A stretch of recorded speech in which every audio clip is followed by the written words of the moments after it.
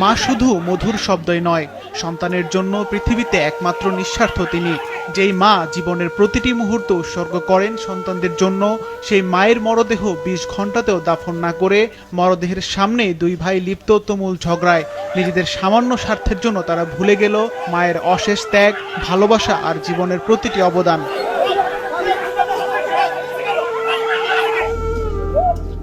ঘটনা নোয়াখালীর কোম্পানীগঞ্জ উপজেলার। সেখানে সম্পত্তি নিয়ে বিরোধের জেরে মায়ের লাশ দাফন না করে ২০ ঘন্টা আটকে রাখেন তার দুই ছেলে।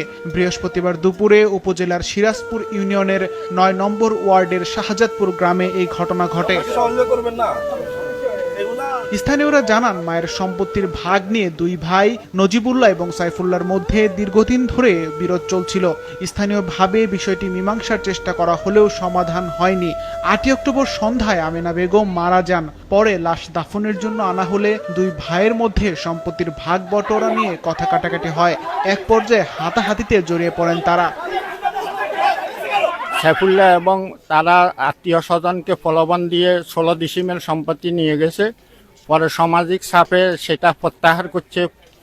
এরপরে আবার ২০১৯ সালে ৩৬ ডিসিমেল, বোনেরা ১২ ডিসিমেল এবং ব্যয়ে ২২ ডিসিমেল সম্পত্তি নিয়ে গেছে।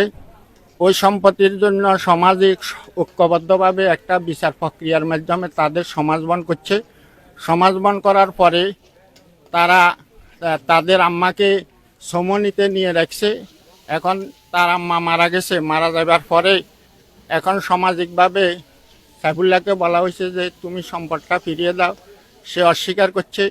সর্বশেষ বলছে ঠিক আছে তুমি একটা এগ্রিমেন্ট দাও, এগ্রিমেন্ট দিয়ে লাশটা দাফন করো। সেটাতে সম্মত হয় নাই। এই পর্যায়ে আমরা তার মাকে দাফন করার জন্য সমাজের সকলে দলবদ্ধভাবে এবং ইউনিয়নের লোকজন দলবদ্ধভাবে বসে আমরা একটা সিদ্ধান্ত নেওয়ার চেষ্টা করতেছি। দাফন না হয় বাধ্য হয়ে রাতেই ঘটনাস্থলে যায় স্থানীয়